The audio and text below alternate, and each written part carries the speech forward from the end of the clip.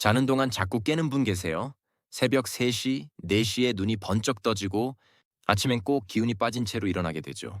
분명 7시간은 잔 것 같은데 왜 이렇게 피곤하지? 이런 생각 해본 적 있으실 거예요. 그런데 이게 단순히 피곤한 걸로 끝나지 않습니다. 숙면이 부족하면 혈압이 오르고 혈당이 불안정해져서 당뇨 위험이 커지고 기억력 저하나 면역력 약화까지 이어질 수 있습니다. 심지어 최근 연구에 따르면 만성 수면 부족은 치매 위험도 높인다고 하죠. 숙면은 얼마나 오래 잤나 보다 어떻게 잤나가 훨씬 중요합니다. 오늘은 숙면 루틴 5가지를 알려드릴 건데요. 간단하지만 효과는 꽤 강력하거든요. 자, 그럼 하나씩 시작해 볼까요? 숙면을 좌우하는 건 크게 2가지입니다. 첫째는 호르몬 리듬, 특히 멜라토닌 분비입니다. 멜라토닌은 어두워질 때 뇌에서 분비되는 수면 유도 호르몬인데 이게 충분히 나와야 잠이 자연스럽게 오고 중간에 덜 깨게 됩니다.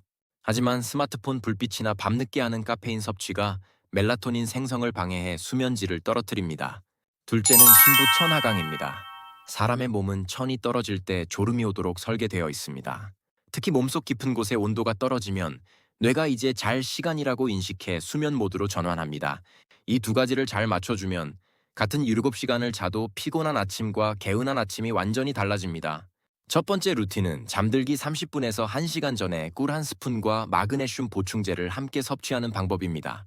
꿀 속에는 소량의 트립토판이 들어있는데 이 트립토판이 뇌에서 세로토닌으로 전환되고 밤이 되면 다시 멜라토닌으로 바뀌어 수면을 돕습니다.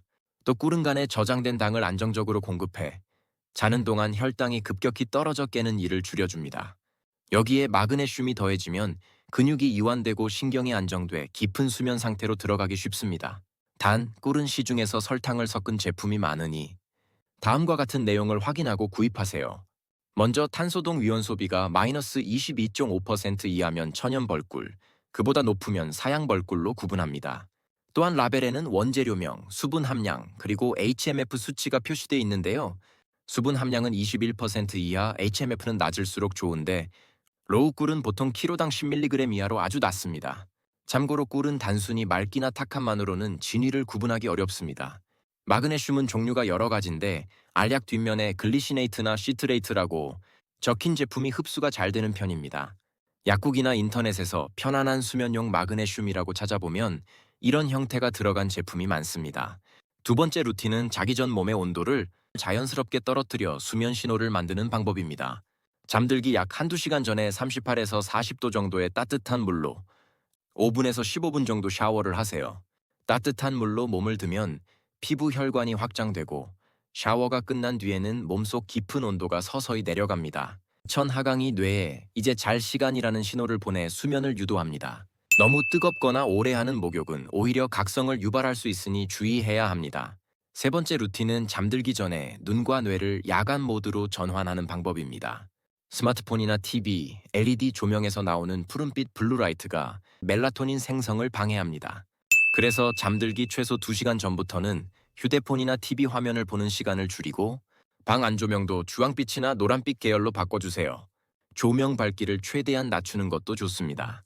만약 불가피하게 화면을 봐야 한다면 블루라이트 차단 안경을 쓰면 도움이 됩니다. 4번째 루틴은 아침부터 숙면 준비하기입니다. 우리가 밤에 잘 자려면 낮에 충분히 빛을 받아야 합니다. 특히 아침에 햇빛을 쬐면 뇌 속에서 세로토닌이라는 기분과 집중력을 담당하는 호르몬이 활성화됩니다. 이 세로토닌은 밤이 되면 자연스럽게 멜라토닌으로 전환돼서 숙면을 돕습니다. 그래서 아침에 일어나서 30분 이내에 꼭 햇빛을 쬐는 게 좋습니다. 가장 좋은 건 야외에서 2~30분 정도 산책하는 것이고 시간이 없으면 베란다나 창가에서 햇빛을 받는 것만으로도 효과가 있습니다. 흐린 날이라도 자연광은 실내 조명보다 훨씬 강하니 꼭 시도해보세요. 낮에도 가벼운 걷기나 스트레칭처럼 몸을 쓰는 활동을 조금씩 해주면 밤에 잠이 훨씬 잘 옵니다. 5번째 루틴은 잠자기 전 습관을 고정하는 것입니다.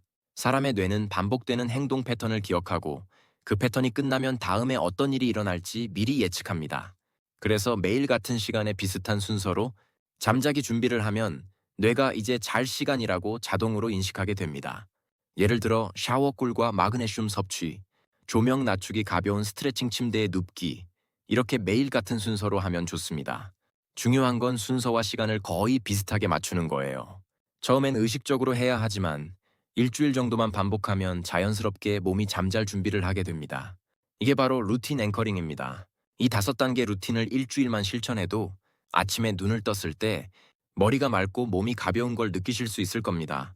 숙면은 단순히 하루 피로를 푸는 것 이상으로 면역력과 집중력, 기분까지 회복시켜 줍니다. 결국 잘 자는 것이 젊음을 유지하는 가장 간단하고 확실한 방법이죠.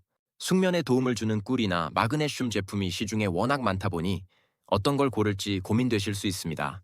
그런 분들을 위해 영상 고정 댓글에 참고하실 만한 제품 정보를 넣어두었으니 필요할 때 살펴보시면 좋겠습니다.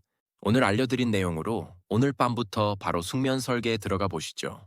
잘 자는 하루가 쌓이면 건강과 활력, 그리고 삶의 질까지 달라집니다. 오늘 영상이 도움이 되었다면 소중한 분들에게도 공유하시고 구독과 함께 생활에 바로 쓸 수 있는 꿀팁도 계속 가져가세요.